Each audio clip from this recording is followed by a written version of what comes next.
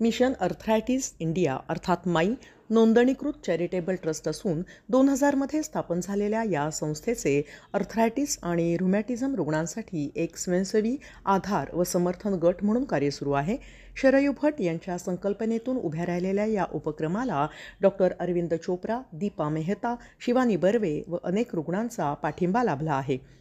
रौप्य महोत्सवी वर्षानिमित्त 23 मार्चला माई संस्थेतर्फे राष्ट्रीय रुग्ण हक्क परिषदेचे आयोजन हॉटेल रामी ग्रँड येथे करण्यात आले असून दिल्ली, केरळ, मुंबई, अहमदाबाद येथून या आजारांच्या आधार व समर्थन गटाचे नेते मोठ्या संख्येने उपस्थित राहणार आहे. याविषयी विस्तृत माहिती देताना वरिष्ठ रुमॅटॉलॉजिस्ट डॉक्टर अरविंद चोप्रा व संचेती हॉस्पिटलचे अध्यक्ष पराग संचेती म्हणाले, चोप्रा बोल रहा हूँ. Thank you very much.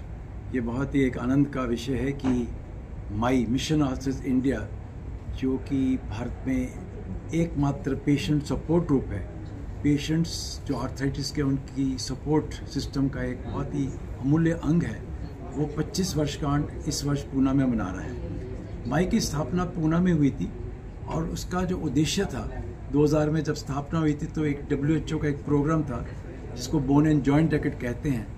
वहाँ पे इस बात का एहसास हुआ कि पेशेंट्स को जागृति की और ज्ञान की आवश्यकता है, गाइडेंस की ज़रूरत है, जो कि डॉक्टर्स लोग अपनी बिजी प्रैक्टिस में कर नहीं पाते. अच्छी दवाइयों के बावजूद भी patients don't recover the way they should recover और enjoy life the way they should. और वहाँ पे ये भी बहुत मुद्दा था कि इंटरनेट, मोबाइल फ़ोन के आने के पश्चात एक ज्ञान का सागर सा उठ गया है. उस ज्ञान के अंदर अधिक जो लोग हैं वो खो जाते हैं because there is no guidance.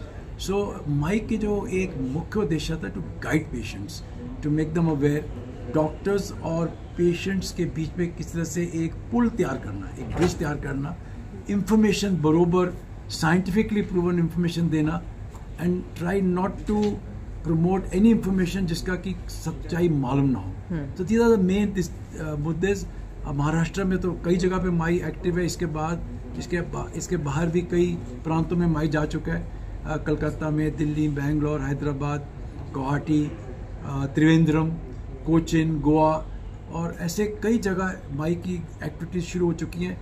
Activities में मेन जो होता है कि कुछ पेशेंट्स जो कि की ऑर्गेनाइज होते हैं, पेशेंट्स वो अपना उत्तराधित्व लेते हैं कि हम ऑर्गेनाइज करेंगे. कुछ डॉक्टर्स को आमंत्रित किया जाता है और कुछ लेक्चर्स, डायडैक्टिक सेक्शंस, इंटरव्यूज़, प्रश्न उत्तर के माध्यम से फिर लोगों के प्रश्नों के उत्तर दिए जाते हैं. ये प्रोग्राम किसी भी व्यक्तिगत को डॉक्टर को बढ़ाने का नहीं है. ये एक सार्वजनिक, एक जनरल अप्रोच दी जाती है कि वो डॉक्टर्स, कौन सा डॉक्टर आपके बारे को ठीक कर सकता है, ना कि किसी को नाम दिया जाता है.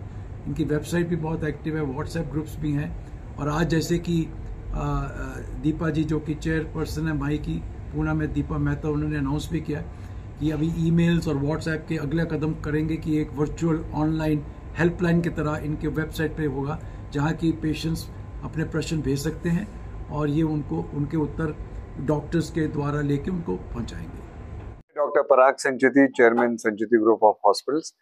आज हमारे यहाँ जो प्रेस कॉन्फ्रेंस हुई उसका खास मुद्दा था कि माई जो MAI मिशन आर्थराइटिस इंडिया की एक ऑर्गेनाइजेशन है, उसको 25 साल पूरे हुए.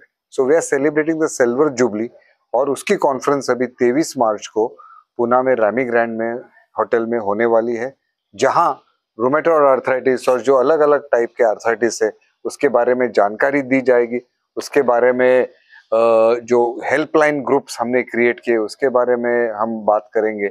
और ये जो आर्थराइटिस के पेशेंट्स है उनको कैसे हेल्प करें, उनका जो विकार है वो कैसे कम करें, उनके नए दवाई जो आई है उनके बारे में कैसे जानकारी दे, उसकी सारी चर्चा ये 23 मार्च को माई एनुअल कन्वेंशन में होगी. आज का जो ये प्रेस कॉन्फ्रेंस है उसका खास मुद्दा था कि to develop and make a virtual helpline. Rheumatoid arthritis, osteoarthritis, ये जो पेशेंट्स है इसके लिए तो ऑपरेशंस और दवाई है, पर जो इनकी एक मेंटल सिचुएशन हो जाती है कि वो आर्थराइटिस की वजह से जो उनको एक मेंटल प्रॉब्लम हो जाती है, डिप्रेशन में जाते हैं, उसके लिए ये माई एक नई सेल खोल रही है, माई वर्चुअल सेल, और उसके द्वारा हम ये सारे मरीजों की हेल्प करेंगे और उनको ये प्रॉब्लम से निकाल के we will make them like normal people. Thank you.